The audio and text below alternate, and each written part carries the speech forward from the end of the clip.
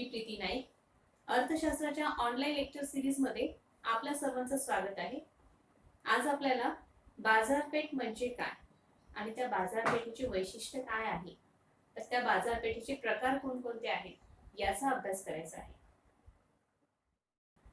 आता आपण बाजारपेठ म्हणजे काय हे पाहूया. बाजारपेठ म्हणजे काय? बाजारपेठ म्हणजे असं एक विशिष्ट ठिकाण जिथे खरेदीदार आणि विक्रीदार हे वस्तूची खरेदी आणि विक्रीची क्रिया करत असतात. असं जे ठिकाण असतं त्याला आपण बाजारपेठ म्हणतो. आपल्याला जर एखाद्या वस्तूची गरज पडली तर आपण कुठे जात असतो? बाजारपेठेत जात असतो आणि तिथे ती वस्तू खरेदी करत असतो. म्हणजेच काय की आपल्याला जी गरज असलेली वस्तू आहे ती आपण खरेदी करण्यासाठी बाजारात जातो, तर आपण बाजारातील खरेदीदार आहोत आणि आपण ज्या व्यक्तीकडनं ती वस्तू खरेदी करतो आहे ते बाजारातील विक्रेते आहे. म्हणजेच काय की बाजारात खरेदीदार असतात आणि विक्रीदार असतात आणि बाजारामध्ये खरेदी विक्रीची क्रिया केली जाते. या दोन्ही गोष्टी महत्त्वाच्या असतात बाजारपेठेमध्ये. त्याच सगळ्या गोष्टीला आपण बाजारपेठ असे म्हणतो. तर या बाजारपेठेचा जर व्यापक अर्थ पाहिला तर ही बाजारपेठ खरेदीदार आणि विक्रीदार यांच्या संपर्कावर महत्त्व देत असते की खरेदीदार आणि विक्रीदार असतात यांचा संपर्क येणे बाजारपेठेमध्ये आवश्यक असतो आणि तिथे जे विक्रेता असते त्यांच्याद्वारे स्पर्धात्मक वातावरण निर्माण झालेले पाहिजे, जेणेकरून बाजारातील वस्तूच्या किमती ह्या समान होतील अशा प्रकारे तिथे स्पर्धा निर्माण झाली पाहिजे. याचा अर्थ काय की बाजारपेठेमध्ये खरेदीदार आणि विक्रीदार असतात, तर खरेदीदार बाजारामध्ये वस्तू खरेदीसाठी जात असतात आणि विक्रीदार असतात तिथे विक्रेते हे एका वस्तूचे अनेक विक्रेते असतात. तर त्या अनेक विक्रेत्यांना एका वस्तूची किंमत, अनेक विक्रेता असल्यामुळे तिथे काय होते? स्पर्धा निर्माण होते आणि त्या स्पर्धेचा परिणाम काय होतो की सगळे जे विक्रेते आहेत ते विक्रेत्यांची जी विक्री किंमत आहे त्या वस्तूबद्दलची ती समान होण्याचा तिथे प्रयत्न होत असतो. कारण एका व्यक्तीने त्याच वस्तूची किंमत जास्त लावली आणि एका व्यक्तीने कमी लावली तर त्या वस्तू ची जी विक्री आहे ती कमी अधिक होण्याची शक्यता आहे. म्हणजे ज्यांनी वस्तूची किंमत कमी लावलेली आहे त्यांची जास्त विक्री जाईल वस्तू, आणि ज्यांनी केवळ त्याच वस्तूची किंमत समजा जास्त लावलेली आहे त्यांच्या वस्तूची किंमत ही त्यांच्या वस्तू जास्त विक्री जाणार नाही. त्यामुळे काय होतं की स्पर्धात्मक वातावरणाचा परिणाम त्या वस्तूची किंमत समान होण्यासाठी गरजेचा असतो. तर बाजारपेठेमध्ये खरेदीदार असतात आणि विक्रीदार कसे असतात? विक्रीदारांमध्ये स्पर्धात्मक वातावरण असणे आवश्यक असते, जेणेकरून बाजारातील एकाच वस्तूच्या किमती ह्या समान होण्याचा प्रयत्न केला जात असतो. तर बाजारपेठेमध्ये महत्वपूर्ण काय असतं की खरेदीदार आणि विक्रीदार या दोघांचा संपर्क येणे आवश्यक असतं. मग ठिकाणाचं एवढं महत्व नाहीये की बाजारपेठ ही विशिष्ट एकाच ठिकाणी असली पाहिजे का विशिष्ट दुसऱ्याच ठिकाणी असली पाहिजे असं महत्व नाहीये. बाजारपेठेमध्ये ते खरेदीदार आणि विक्रीदार यांचा संपर्क येणे आवश्यक आहे आणि संपर्क मग तो कोणत्याही माध्यमाने येऊ शकतो. समजा खरेदीदार आणि विक्रीदार यांच्यामध्ये समजा टेलिफोनच्या माध्यमाने संपर्क येणे आला तरी चालेल, किंवा प्रत्यक्षात खरेदी आणि विक्रीच्या क्रिया प्रत्यक्षात समोरासमोर येऊन केल्या तरी चालतील, किंवा खरेदी विक्रीची अन्य जे माध्यमे आहेत, समजा ऑनलाईन च्या माध्यमाने आज खरेदी विक्री केली जाते, तर अन्य माध्यमातून सुद्धा खरेदीदार आणि विक्रीदार यांचा संपर्क येणे आवश्यक आहे. म्हणजे बाजारपेठेमध्ये खरेदीदार आणि विक्रीदार यांचा संपर्क येणे आवश्यक आहे, मग ते कोणत्याही माध्यमातून असो. त्याच्यानंतर दुसरी महत्वाची गोष्ट म्हणजे जे विक्रीदार असतात त्यांच्यामध्ये प्रतिस्पर्धी वातावरण असलं पाहिजे, म्हणजे स्पर्धात्मक वातावरण असलं पाहिजे, जेणेकरून त्याचा परिणाम हा वस्तूचे मूल्य समान करण्यास प्रयत्न होईल, वस्तूचे मूल्य समान होण्यास त्याचा परिणाम होईल. अशा प्रकारे बाजारपेठेमध्ये या दोन गोष्टी आवश्यक असतात. यावरून आपल्याला बाजारपेठेची व्याख्या करता येईल की बाजारपेठेमध्ये वस्तूची खरेदी विक्री होत असते. ते एक विशिष्ट ठिकाणी खरेदीदार आणि विक्रीदार एकत्र येतात, ते वस्तूची खरेदी आणि विक्री करतात आणि जे विक्रेते असतात त्या विक्रेत्यांच्या परस्पर स्पर्धा असल्यामुळे तिथे वस्तूचं मूल्य हे समान होण्यास प्रयत्न केला जात असतो. आता आपण बाजाराची वैशिष्ट्ये पाहूयात आणि त्याचे मूलतत्व काय आहे ते समजावून घेऊयात. तर पहिला मुद्दा असा आहे, पहिलं वैशिष्ट्य आहे क्षेत्र. क्षेत्र म्हणजे बाजारपेठेसाठी असं विशिष्ट क्षेत्राची अट नाहीये की बाजार हा विशिष्ट ठिकाणी झाला पाहिजे किंवा दुसऱ्या ठिकाणी झाला पाहिजे, असं बाजारामध्ये स्थानाची अट नाहीये. बाजारामध्ये फक्त क्रेता आणि विक्रेता यांनी अन्य माध्यमांनी संपर्कात येऊन खरेदी विक्रीची क्रिया होणे गरजेचे असते. अर्थशास्त्राच्या दृष्टीने क्रेता आणि विक्रेता यांनी त्यांच्या इतर माध्यमांनी किंवा प्रत्यक्षात संपर्कात येऊन खरेदी विक्रीची क्रिया करणे हे गरजेचे असते. तिथे स्थानाची महत्व नसते. दुसरा मुद्दा आहे खरेदी आणि क्रेता आणि विक्रेता. तर दुसरं वैशिष्ट्य क्रेता आणि विक्रेता हे आहे. बाजारपेठेमध्ये क्रेता आणि विक्रेता असणे गरजेचे आहे. त्याशिवाय बाजारपेठेमध्ये खरेदी विक्रीचे कार्य पूर्ण होऊ शकणार नाही. त्यामुळे खरेदीदार आणि विक्रीदार हे बाजारपेठेमध्ये महत्वपूर्ण असतात. तिसरा आहे तिथे एक वस्तू. आता बाजारपेठेमध्ये प्रत्येक वस्तूची बाजारपेठ ही वेगवेगळी असते. एक सेपरेट बाजारपेठ असते, जेणेकरून त्या बाजारपेठेमध्ये ती वस्तू विकल्या जाते आणि त्या वस्तूच्या समान अशी दुसऱ्या ज्या वस्तू असतात त्या वस्तू तिथे विकल्या जाऊ शकतात. तर अशा समान वस्तूची किंवा एक वस्तूची बाजारपेठ ही एक असते. जसं उदाहरणार्थ कापसाची बाजारपेठ, सोन्या चांदीची बाजारपेठ किंवा धान्याची बाजारपेठ. यामध्ये सोन्या चांदीच्या बाजारपेठेमध्ये फक्त सोन्या चांदीच्या वस्तू आणि त्यांच्या सारख्या समान असलेल्या अन्य वस्तू तिथे विकल्या जातील. आणि धान्य बाजारपेठेमध्ये फक्त धान्य आणि धान्याचे विविध जे काही गहू, तांदूळ, ज्वारी अशा प्रकारचे धान्य तिथे विकले जातील. आणि कापसाच्या बाजारपेठेमध्ये फक्त कापूस विकला जाईल. तर अशा प्रकारे बाजारपेठेची प्रत्येक वस्तूसाठी एक वेगळी बाजारपेठ असते. त्याच्यानंतर चौथा आहे की तिथे मूल्य. मूल्य हे तितकंच महत्वाचं असतं की बाजारपेठेमध्ये मूल्याची गरज असते, कारण खरेदी आणि विक्रीच्या जेव्हा क्रिया होतात तिथे मूल्याच्या आधारेच त्या खरेदी विक्रीच्या क्रिया होत असतात. त्यामुळे खरेदी आणि विक्रीच्या क्रियांमधून वस्तूंची मूल्य हे समान होण्याचा प्रयत्न तिथे केला जात असतो. म्हणजे वस्तूचे मूल्य समान होत असते. म्हणून बाजारामध्ये चौथं वैशिष्ट्य आहे बाजारपेठेचं मूल्य. आणि पाचवं वैशिष्ट्य आहे स्पर्धा. स्पर्धा ही असणे आवश्यक आहे, कारण बाजारपेठेमध्ये जे विक्रेते आहेत तर विक्रेते एकाच वस्तूचे अनेक विक्रेते असतात. तेव्हा तिथे बाजारपेठेमध्ये त्या वस्तू विकण्यासाठी स्पर्धा निर्माण झालेली असणे आवश्यक आहे. आणि त्या स्पर्धेचा परिणाम वस्तूचे मूल्य समान होण्यासाठी होत असतो. त्यामुळे वस्तूचे मूल्य समान होते स्पर्धेमुळे. तर हे 5 वैशिष्ट्य आपण पाहिलेले आहेत, ज्यातून आपल्याला लक्षात आलं की बाजारपेठेसाठी क्षेत्र महत्वाची नाही आहे. फक्त तिथे क्रेता आणि विक्रेता यांनी कोणत्याही माध्यमांनी, कोणत्याही संपर्क माध्यमांनी एकत्र येऊन त्यांचा संपर्क येऊन त्यांनी खरेदी विक्रीची क्रिया केली जात असते. तिथे स्पर्धात्मक वातावरणातून वस्तूचे मूल्य हे समान केल्या जात असते. अशा प्रकारे बाजारपेठेचं वैशिष्ट्य आपण पाहिलेली आहे. आता आपण पाहूया की या बाजारपेठेचे वर्गीकरण कशा प्रकारे होते. त्या बाजारपेठेला वेगवेगळ्या प्रकारच्या बाजारपेठे असल्यामुळे त्या बाजारपेठेचे वेगवेगळे वर्गीकरण केलेले आहे. पहिला आहे क्षेत्रानुसार, दुसरा आहे काळानुसार त्याचे वर्गीकरण केलेले आहे, तिसरा आहे कार्यानुसार त्याचं वर्गीकरण केलेलं आहे आणि चौथा आहे त्याच्या स्पर्धेनुसार. अशा प्रकारे आपल्या आजूबाजूला जे पण बाजारपेठ आहे त्या बाजारपेठेचं वर्गीकरण केलं जातं आणि आपण ते समजून घेऊयात कशा प्रकारे केलेलं आहे. तर पहिला आहे क्षेत्रानुसार. तर त्यातला पहिला बाजार असा आहे स्थानिय बाजार. स्थानिय बाजार म्हणजे काय की एखादी बाजारपेठ ही त्या क्षेत्रापुरतीच किंवा त्या शहरापुरती ती सीमित आहे, मर्यादित आहे. त्या बाजारपेठेला आपण स्थानिय बाजारपेठ म्हणूयात. तर या अशा बाजारपेठेमध्ये शीघ्र नाशवंत असणाऱ्या वस्तू किंवा जड वजनाच्या वस्तू विकल्या जातात. त्या बाजारपेठेला आपण स्थानिय बाजारपेठ म्हणतो.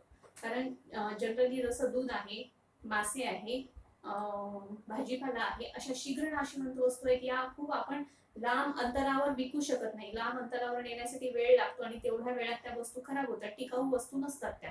त्यामुळे आपण अशा वस्तू कुठे विकतो? आपल्या जवळच्या जे विक्रेते आहेत ते आपल्या जवळपासच्या बाजारपेठेतच विकतात, म्हणजे आपल्या शहरामध्ये किंवा आपण जर एखाद्या खेड्यातले व्यक्ती असतात ते आपल्या आजूबाजूच्या जवळच्या शहरामध्ये विकतात. उदाहरणार्थ दूध, आपल्याकडे जे पण शहरामध्ये दूध येतं ते मॅक्सिमम दूध आपल्याला खेड्यातून येत असतं. भाजीपाला आपल्याला खेड्यातून येत असतो. किंवा मांस, या खराब होणाऱ्या वस्तू ह्या जवळपासच्या स्थानिक बाजारपेठेत विकल्या जातात. त्या बाजारपेठेला स्थानिक बाजारपेठ असे म्हणतात. दुसरं आहे प्रादेशिक बाजारपेठ. प्रादेशिक बाजारपेठ म्हणजे अशी बाजारपेठ असते जिथे ज्या वस्तूची मागणी ही ठराविक प्रादेशिक क्षेत्रापुरतीच मर्यादित असते. म्हणजे त्या वस्तू त्या प्रदेशापुरत्याच प्रदेशामध्येच विकल्या जातात, त्याला अन्य प्रदेशामध्ये मागणी नसते.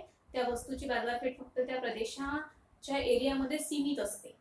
जसं आता महाराष्ट्र आहे, महाराष्ट्रामधल्या जी बाजारपेठ आहे ती महाराष्ट्रापुरतीच त्या वस्तूची बाजारपेठ राहील. महाराष्ट्राच्या बाहेर ती वस्तू विकल्या जात नसेल तर त्या वस्तूची बाजारपेठ कशी राहील? प्रादेशिक बाजारपेठ. समजा आता राजस्थानच्या काही वस्तू आहेत, तर राजस्थानच्या वस्तू ह्या राजस्थानचे कपडे, विशिष्ट प्रकारचे कपडे राजस्थानचे लोक घालत असतात, तर त्या वस्तूंची बाजारपेठ, त्या राजस्थानच्या कपड्यांची बाजारपेठ किती राहील? फक्त राजस्थानच्या एरियापुरती राहील. गुजरातची जी ड्रेसिंग आहे ती त्यांची जे कपड्यांची मागणी राहील ती फक्त गुजरातच्या एरियापुरती राहील.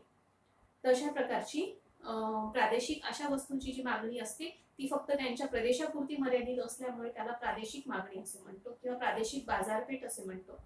तर अशा प्रकारच्या काही वस्तू असतात ज्या फक्त आपल्या प्रदेशातच त्याची मागणी असते, त्यामुळे त्याला त्या वस्तूंची बाजारपेठ ही प्रादेशिक बाजारपेठ असते. तिसरं आहे राष्ट्रीय बाजारपेठ. राष्ट्रीय बाजारपेठ म्हणजे काय की एका प्रदेशातून दुसऱ्या प्रदेशात, म्हणजे एका राज्यातून दुसऱ्या राज्यामध्ये किंवा देशांच्या कानाकोपऱ्यांमधून त्या वस्तूला मागणी येत असेल तर, आणि त्या वस्तू कानाकोपऱ्यापर्यंत, देशाच्या कानाकोपऱ्यापर्यंत जाऊन विकल्या जात असतील तर अशा वस्तूंच्या बाजारपेठीला आपण राष्ट्रीय बाजारपेठ म्हणतो. यामध्ये टिकाऊ वस्तूंचा समावेश असतो. फक्त टिकाऊ आणि अति जड नसल्या पाहिजे. तर टिकाऊ वस्तूमध्ये जसं फॅन आहे, टीव्ही आहे, इलेक्ट्रॉनिक्स वस्तू आहे, फोन्स आहे, कपडे आहेत, त्याच्यानंतर धान्य आहे, त्याच्यानंतर औषधी आहे, बुक्स असतात, शैक्षणिक साहित्य असतं. तर अशा वस्तू खराब न होणार असल्यामुळे आणि जड नसल्यामुळे आपण एका ठिकाणाहून दुसऱ्या ठिकाणी त्या नेऊ शकतो. तर अशा वस्तूंची मागणी ही अशा वस्तूला आपण राष्ट्रीय बाजारपेठ म्हणतो.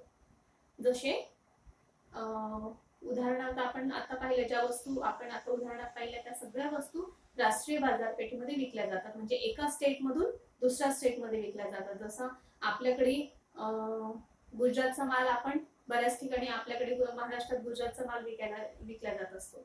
त्याच्यानंतर गुजरात मधून राजस्थान मध्ये काही माल विकला जाईल, मध्य प्रदेश मधून राजस्थान मध्ये काही माल विकला जाईल.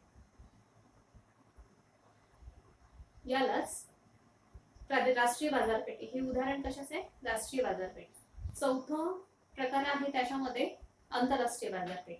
एखादी वस्तू देशाच्या बाहेर पण त्याला मागणी असेल आणि देशाच्या बाहेर अन्य देशांमध्ये त्या वस्तूंची विक्री केली जात असेल तर त्याला आपण आंतरराष्ट्रीय बाजारपेठ म्हणू. जसं आपल्याकडून अन्य देशाला कधी धान्य पण निर्यात केलं जातं, म्हणजे धान्य बाहेर देशामध्ये विकलं जातं, कापूस विकला जातो, हळद विकल्या जाते, सागवान विकला जातो, त्याच्यानंतर लोखंड पोलाद विकला जातो. तर आपण बऱ्याचशा वस्तू ज्या आपल्या भारतामध्ये तयार होतात त्या आपण अन्य देशामध्ये विकत असतो. तर ही जी बाजारपेठ असते ती आंतरराष्ट्रीय बाजारपेठ असते. जगातल्या अन्य देश सुद्धा आपल्या देशामध्ये वस्तू विकत असतो आणि आपण भारत देश सुद्धा अनेक देशांना वस्तू विकत असतात. अशा प्रकारे ही जी खरेदी विक्रीचा व्यवहार आहे ते आंतरराष्ट्रीय बाजारपेठ याला आपण म्हणूया. तर अशा प्रकारे हे जे 4 बाजारपेठ होत्या त्याच्यामध्ये पहिलं होतं स्थानिक बाजारपेठ, दुसरं होतं प्रादेशिक बाजारपेठ, तिसरं होतं राष्ट्रीय बाजारपेठ आणि चौथं होतं आंतरराष्ट्रीय बाजारपेठ. अशी 4 जी वर्गीकरण आहे हे क्षेत्रानुसार त्या बाजारपेठेचं वर्गीकरण केलेलं आहे. म्हणजे क्षेत्र म्हणजे एरियानुसार त्या बाजारपेठेचं असं वर्गीकरण केलेलं आहे. आता आपण बाजाराचे वर्गीकरणाचा दुसरा प्रकार पाहूया. पहिले आपण पाहिलं होतं की बाजाराचं क्षेत्रानुसार वर्गीकरण. आता आपण बाजाराचे काळानुसार वर्गीकरण पाहूया. त्यातला पहिला प्रकार आहे अति अल्पकालीन बाजार. अति अल्पकालीन बाजार हा असा बाजार असतो तो एका दिवसापुरता मर्यादित असतो. असे बाजार जे असतात ते एका दिवसापुरता मर्यादित असतात. अशा बाजारपेठेमध्ये वस्तूच्या पुरवठ्यामध्ये बदल घडून आणू शकत नाही. तिथे वस्तूचा जेवढा गोदामामध्ये साठा आहे तेवढा साठा पुरताच तो त्या मालाचा आपण पुरवठा वाढवू शकतो. त्या व्यतिरिक्त आपण तेथे पुरवठ्यामध्ये अन्य बदल घडून आणू शकत नाही. जर मागणी वाढली तर पुरवठ्यात कुठलाही बदल आपण घडून आणू शकत नाही. अशा बाजारपेठ हा अल्पकालीन बाजारपेठ असतो. आणि तिथे मागणीमध्ये वाढ किंवा घट होऊ शकते, परंतु पुरवठ्यामध्ये बदल न घडून आणल्यामुळे मागणीचाच त्या किमतीवर परिणाम पडतो. जर मागणी वाढली तर किमतीमध्ये वाढ होईल आणि मागणी घटली तर किमतीमध्ये घट होईल. अशा प्रकारे त्या बाजारपेठेमध्ये फक्त मागणीचाच परिणाम त्याच्या किमतीवर होऊ शकतो. पुरवठ्याच्या माध्यमाने आपण किमतीमध्ये कुठलाही बदल घडून आणू शकत नाही. असे बाजारपेठला दैनंदिन बाजारपेठ म्हणू शकतो किंवा अति अल्पकालीन बाजारपेठ म्हणता येईल. उदाहरणार्थ पाहता आपण भाजीपाल्यांचा बाजार पाहतो किंवा दर आठवडी बाजार असतो. तो एका दिवसापुरता एका गावामध्ये भरत असतो. तर त्या आठवडी बाजारामध्ये आठवड्यातून एक दिवस तो बाजारपेठ भरतो. तर त्या बाजारपेठेमध्ये जो साठा त्यांच्याजवळ आहे तेवढाच ते माल विक्री करू शकतात आणि त्या बाजारपेठेमध्ये जेवढी मागणी आहे त्या मागणीनुसारच तिथे त्या बाजारातल्या वस्तूची किमती राहील. तिथे पुरवठ्यामुळे कुठल्याही वस्तूची विक्री किंमत ठरू शकत नाही. तर जशा याच्यामध्ये शीघ्र नाशवंत वस्तूंची विक्री अशा बाजारात केली जाते. जसं दूध आहे, भाजीपाला आहे किंवा मांस आहे. अशा प्रकारचे जे काही शीघ्र नाशवंत वस्तू आहेत या अशा वस्तूंची जी बाजारपेठ असते ती अशी अति अल्पकालीन बाजारपेठेमध्ये मोडल्या जाते. जसं भाजीपाल्याचा बाजार आहे हे उदाहरण आहे त्याचं. तर अशा प्रकारच्या बाजारपेठेला आपण अति अल्पकालीन बाजारपेठ असे म्हणतो. दुसरा मुद्दा आहे अल्पकालीन बाजारपेठ. याआधी आपण अति अल्पकालीन बाजारपेठ म्हणजे एका दिवसापुरती आणि खूप कमी कालावधीची बाजारपेठ याच्याबद्दल पाहिलं होतं. आता आपण अल्पकालीन बाजारपेठ पाहूयात. या अल्पकालीन बाजारपेठेची जी मुदत असते ही अल्पकालीन बाजारपेठ म्हणजे कमी कालावधीसाठी जी बाजारपेठ असते ती असते आणि याच्यामधनं अल्पकालीन बाजारपेठेची जी मुदत असते ती काही महिन्यांसाठी असू शकते, महिन्यापासून ते 1 वर्षापर्यंत असू शकते. अशा बाजारपेठेमध्ये वस्तूची जी पुरवठा आहे तो काही प्रमाणामध्ये वाढवता येऊ शकतो. समजा 4 महिन्यापुरती ही बाजारपेठ आहे तर त्याच्यामध्ये जसं मागणी वाढली तर त्या प्रमाणातच आपण पुरवठा वाढवू शकतो. त्याच्यानंतर समजा 1 वर्षापुरती 6-8 महिन्यापुरती बाजारपेठ आहे त्या वस्तूंची वेगवेगळ्या वस्तूंचा समावेश या बाजारपेठेत होत असतो. जसं सीझनल वस्तू आहे, फळं आहे, सीझनल फ्रूट आहे, फुलं आहेत. या वस्तू कशा असतात की काही महिन्यापुरते याच्या बाजारपेठेत असतात. जसं आंब्याचा बाजारपेठ, आंब्या कसा असतो काही 1 ते 2 महिन्यापुरते त्याची बाजारपेठ असते. केळी आहे, चिकू आहे, पपई आहे, हे सीझनल फ्रूट्स असतात. यांची जी बाजारपेठ आहे ती काही महिन्यापुरती असते आणि त्याच्यामुळे ज्या बाजारपेठांचा यांच्या ज्या बाजारपेठा आहेत त्या अल्पकालीन बाजारपेठा असतात. याची मागणी जर वाढली तर पुरवठ्यामध्ये काही प्रमाणामध्ये पुरवठा हा वाढू शकतो. जसं आंब्याचं जर मागणी वाढली तर काही प्रमाणात आपण त्याची मागणी पुरवठ्यामध्ये वाढ करू शकतो. अशा प्रकारे अल्पकालीन बाजारपेठा अशा प्रकारच्या असतात आणि याच बाजारपेठांमध्ये अल्पकालीन बाजारपेठांमध्ये मात्र पुरवठा आणि मागणी याचं संतुलन होऊ शकत नाही. म्हणजे जितकी पुरवठा मागणी वाढलेली आहे तितकंच पुरवठा वाढेल असं संतुलन संतुलन निर्माण होत नाही. मागणी आणि पुरवठा जितकी मागणी तितका पुरवठा अशा प्रकारचा संतुलन अवस्था यामध्ये होणे शक्य नसते. जर यामध्ये मागणी आणि पुरवठा यामध्ये संतुलन झालंच तर फार काळ टिकत नाही. जसं पुस्तकांची आहे किंवा पेन आहे किंवा बॅग्स आहेत याची जेवढी मागणी आहे तेवढी आपण त्याचा पुरवठा करू शकतो. पण या सीझनल वस्तू असतात, समजा छत्री आहे, या छत्रीचं उत्पादन फक्त थोड्या काळासाठी केलं जात असतं आणि नंतर त्याचं उत्पादन थांबवलं जात असतं. तर अशा प्रकारच्या वस्तूची जी बाजारपेठ आहे यामध्ये जेवढी मागणी आहे तेवढी वाढली असेल मागणी तर तेवढ्या फार प्रमाणात आपण पुरवठा वाढवू शकतो. पण त्याची मागणी सतत राहत नसल्यामुळे आपण जे उत्पादक आहे त्याचं उत्पादन हे वर्षभर करत नसतात. त्याच्यामुळे तेवढी मागणी आहे तेवढाच पुरवठा सतत होईल अशी त्याची संतुलन अवस्था निर्माण होणार नाही. आणि जर झालीच संतुलन अवस्था निर्माण मागणी आणि पुरवठ्यांमध्ये तर मात्र तो फार काळ टिकू राहू शकत नाही. अशा प्रकारची अवस्था ही अल्पकालीन बाजारपेठेची असते. आता आपण तिसरा प्रकार पाहणार आहोत बाजारपेठेचा, तो आहे दीर्घकालीन बाजारपेठ. दीर्घकालीन म्हणजे जास्त काळाच्या पुरती बाजारपेठ. म्हणजे याच्यामध्ये काळासंबंध नसतं, यामध्ये काळ हा खूप जास्त असतो, 1 वर्षापेक्षाही खूप अधिक काळ याच्यामध्ये असतो या बाजारपेठेचा. तर यामध्ये वस्तूच्या मागणीमध्ये किंवा पुरवठ्यामध्ये कमी अधिक घट किंवा वाढ करून त्या वस्तूच्या किमतीमध्ये बदल घडून आणला जाऊ शकतो. म्हणजे किमतीवर वस्तूच्या पुरवठ्याचा आणि मागणीचा परिणाम पडू शकतो. अशा प्रकारची बाजारपेठ ही असते. याच्यामध्ये मागणीनुसार पुरवठ्यामध्ये वाढ किंवा घट करता येत असते. त्याच्यामुळे त्याचा परिणाम किमतीवर पडत असतो. यामध्ये कोणत्या वस्तू असतात, ज्या खराब न होणाऱ्या वस्तू असतात अशा वस्तूंचे असतो. जसं आता इलेक्ट्रॉनिक्स वस्तू आहे, मोबाईल आहे किंवा लॅपटॉप्स आहे किंवा आपण असं म्हटलं तर कांदा आहे जो नाशवंत नाहीये कांदा. बऱ्यापैकी आपण उदाहरण पाहतो की कांद्याच्या किमती कधी कधी वाढतात आणि कधी कधी कमी होतात. तर ह्या वाढतात केव्हा, त्याचा पुरवठा कमी झाला की कांद्याच्या किमती वाढतात. म्हणजे बाजारामध्ये कांदा नसला, पुरवठा कमी झाला की कांद्याच्या किमती एकदम वाढतात. किंवा लसण असेल त्याच्या किमती वाढतात. तर बाजारामध्ये जर सोयाबीन कमी आलं, एखाद्या वर्षी सोयाबीनची उत्पन्न कमी झालं तर सोयाबीनच्या किमती वाढतील. कापूस कमी उत्पन्न झालं कापसाचं तर कापसाच्या किमती वाढतील. म्हणजे इथे पुरवठा कमी झाला तर त्या पुरवठ्यांमुळे कमी पुरवठा झाल्यामुळे वस्तूच्या किमती वाढू शकतात. म्हणजेच अशा बाजारपेठेमध्ये ज्या वस्तू पुरवठा कमी झाला म्हणून त्याच्या किमतीमध्ये बदल होऊ शकतो किंवा एखाद्या वस्तूची मागणी वाढली की त्याच्या वस्तूवर परिणाम पडते. समजा मोबाईलची मागणी अचानक वाढली तर मोबाईलच्या किमती वाढतील. अशा प्रकारे काही वस्तूंची मागणी आणि पुरवठा या दोघांचा परिणाम त्या वस्तूच्या मूल्यावर पडत असतो.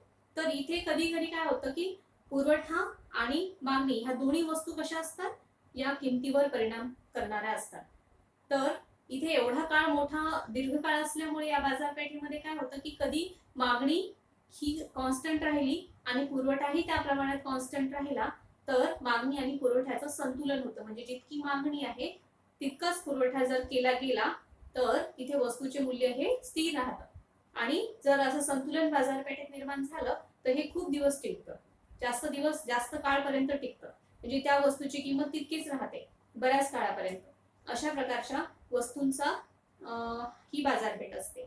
समजा एक नोटबुकची किंमत आहे, त्याची किंमत 40 रुपये आहे, तर तिथे मागणी जितकी आहे तितका पुरवठा होत राहिल्यामुळे त्या वस्तूची किंमत जास्तीत जास्त 40, 41, 42 रुपये होईल. तर या वस्तूची किंमत ही संतुलित कशामुळे राहिलेली आहे, तिथे मागणी आणि पुरवठा, जितकी मागणी झालेली आहे तितकाच जर पुरवठा बाजारपेठेत होत राहिला तर तिथे संतुलन निर्माण होऊन वस्तूची किंमत स्थिर राहत असते.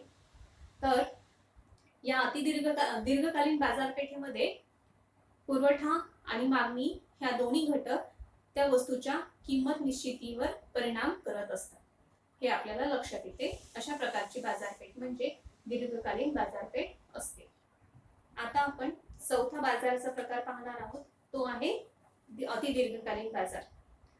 अशा प्रकारचा जो बाजार असतो त्या बाजाराचा कालावधी हा खूप जास्त प्रमाणावर असतो.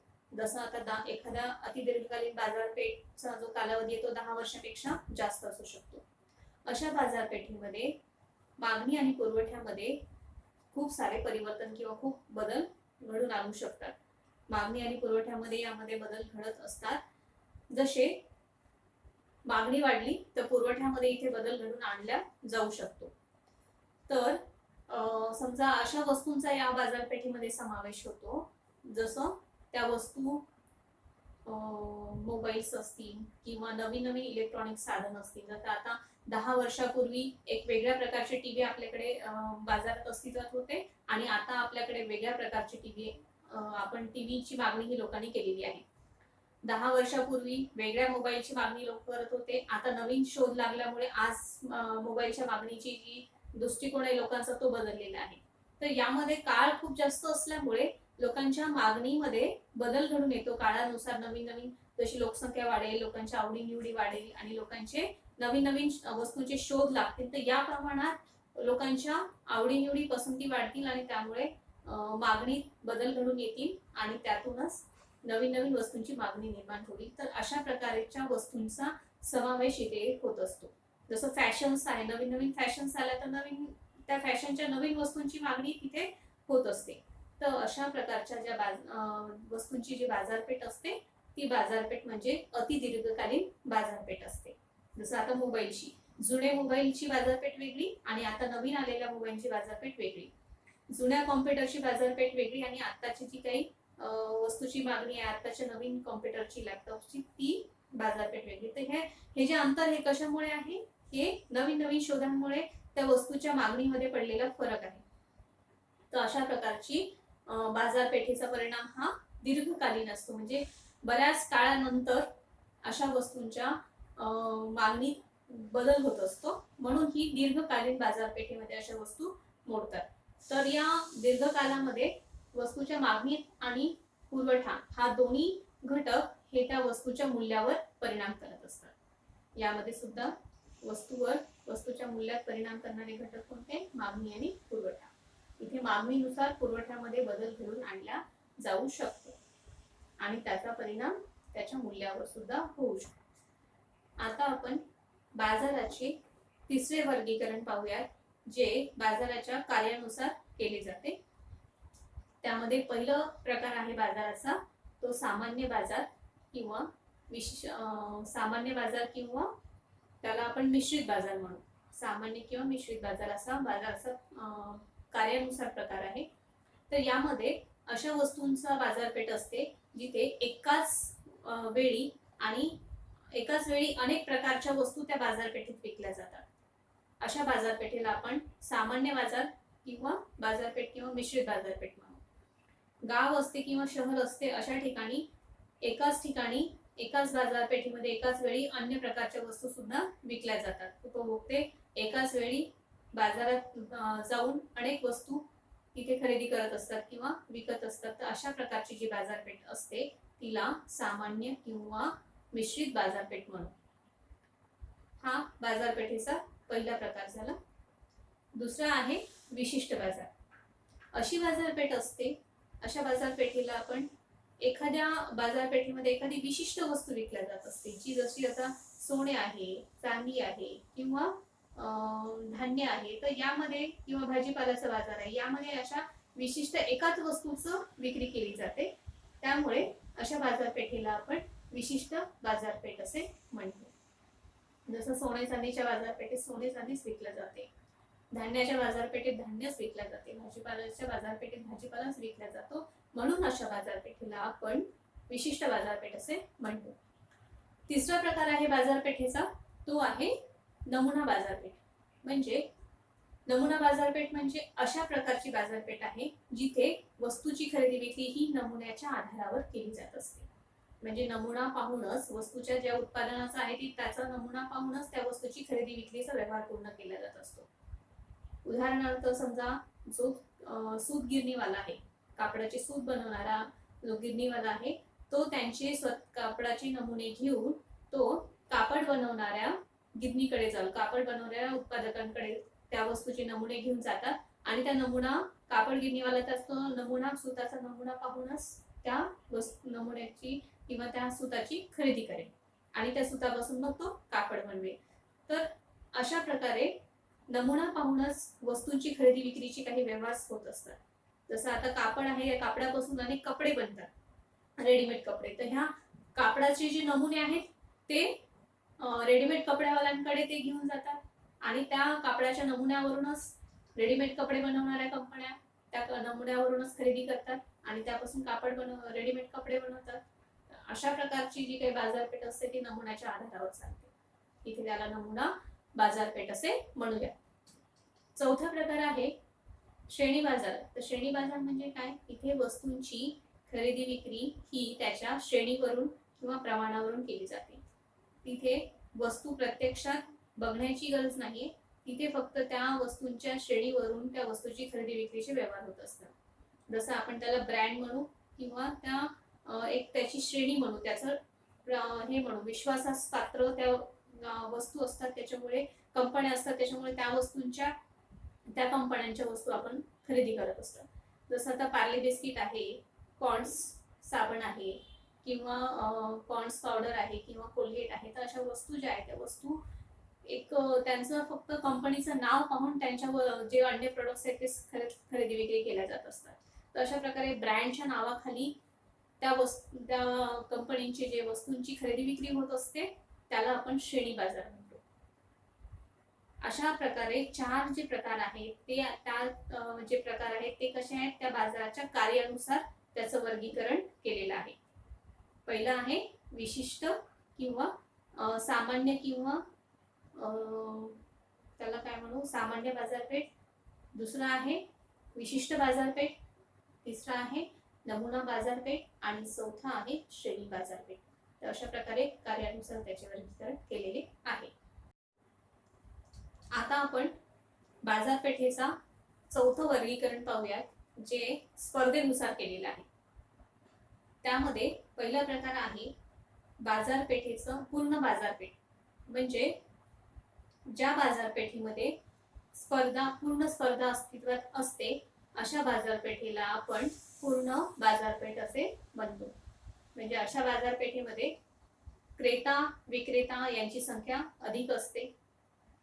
अशा बाजारपेठेमध्ये क्रेता आणि विक्रेत्याला बाजारपेठेचे पूर्ण ज्ञान असते. अशा बाजारपेठेमध्ये पूर्ण बाजारमध्ये क्रेता आणि विक्रेत्यांमध्ये जे स्पर्धात्मक वातावरण असते विक्रेत्यांमध्ये, त्याच्यामुळे जे वस्तूचे मूल्य असतं ते सर्वत्र समान होत असते. अशा बाजारपेठेमध्ये विक्रय मूल्य हे समान असतं आणि इथे विक्रेत्यांची संख्या ही अधिक असते. अशा बाजारपेठेमध्ये खरेदीसाठी जे पर्याय असतात ते अन्य पर्याय सुद्धा इथे खूप सारे उपलब्ध असतात आणि इथे वस्तूचे मूल्य हे समान असतं आणि स्पर्धक खूप असल्यामुळे वस्तूचे मूल्य समान राहतं. तर अशा प्रकारची जी बाजारपेठ असते ती बाजारपेठ म्हणजे पूर्ण बाजारपेठ असते. आपण बाजारात जातो तेव्हा आपल्याला पेन असेल किंवा नोटबुक्स असतील किंवा अन्य वस्तू असेल, प्लास्टिकच्या वस्तू असतील, पेन पाऊच असेल, बॅग असेल किंवा आपण प्लास्टिकच्या अन्य वस्तू घेतो, तर या सगळ्या वस्तूचे जे बाजार विक्रेते असतात ते कसे असतात? खूप असतात आणि या वस्तू विकणारे 10 तरी विक्रेते आपल्याला सहज मिळतात बाजारामध्ये. आणि या वस्तूंचं जे स्वरूप आहे ते कसं असतं? समान असतं आणि त्याच्यामुळे काय होतं? इथे एकाच सारख्या वस्तू विकणारे 10 विक्रेते असल्यामुळे तिथे स्पर्धात्मक वातावरण निर्माण झालेलं असतं आणि तिथे स्पर्धात्मक वातावरण निर्माण झालेलं असल्यामुळे तिथे वस्तूचे मूल्य हे समान असतं. कारण तिथे जर वेगवेगळ्या किमतीने वस्तू विकल्या जातील तर त्याच्यामुळे मागणीमध्ये किंवा विक्रीच्या प्रमाणामध्ये कमी अधिकपणा होत असतो. ज्याने वस्तू कमी किमतीमध्ये विकली तर त्यांच्याकडे अधिक ग्राहक जातील आणि ज्याने जास्त किमतीमध्ये वस्तू विकल्या असतील तर त्याच्याकडे ग्राहक कमी जातील, त्याच्या वस्तू कमी विकल्या जातील. म्हणून पूर्ण स्पर्धेमध्ये ही स्पर्धा असल्यामुळे प्रत्येक जण मागणी आपल्या वस्तूला कमी अधिक होण्याच्या भीतीने ते प्रत्येक जण वस्तूची किंमत ही समान ठेवत असते. त्याच्यामुळे तिथे वस्तूचं मूल्य कसं राहतं? समान राहतं. त्याच्यामुळे अशा प्रकारे पूर्ण स्पर्धेमध्ये बाजाराची अशी स्थिती आपल्याला दिसून येते. त्याच्यानंतर दुसरा प्रकार आहे अपूर्ण स्पर्धा. अपूर्ण बाजार हे काय असतं? याच्यामध्ये बाजारामध्ये स्पर्धेचं जे प्रमाण आहे ते अपूर्ण असतं, म्हणजे मध्यम स्वरूपाची स्पर्धा असते. तिथे पूर्ण स्पर्धेपेक्षा थोडंसं कमी स्पर्धा दिसून येते. अशा प्रकारची स्थिती बाजाराची असते. तिथे विक्रेते आणि खरेदीदार यांची जी संख्या असते ती मर्यादित असते, सीमित स्वरूपाची संख्या असते खरेदी आणि विक्रीदारांची. अशा प्रकारची बाजारपेठ असते ती असते अपूर्ण बाजारपेठ. तर या अपूर्ण बाजारपेठेमध्ये खरेदीदार विक्रीदार यांची संख्या सीमित असते. खरेदीदार आणि विक्रीदार यांना बाजारपेठेचं ज्ञान कमी असतं. इथे वस्तू विभेदन असल्यामुळे त्यांच्या मूल्यात सुद्धा फरक असतो. म्हणजे वस्तूचे जे स्वरूप आहे ते वेगवेगळे असते. प्रत्येक विक्रेते असतात, त्या विक्रेत्यांजवळ असलेली जी वस्तू आहे ती थोड्या प्रमाणात बदल असते. अशामुळे त्या वस्तूच्या किमतीमध्ये थोड्याफार प्रमाणात बदल दिसून येतो.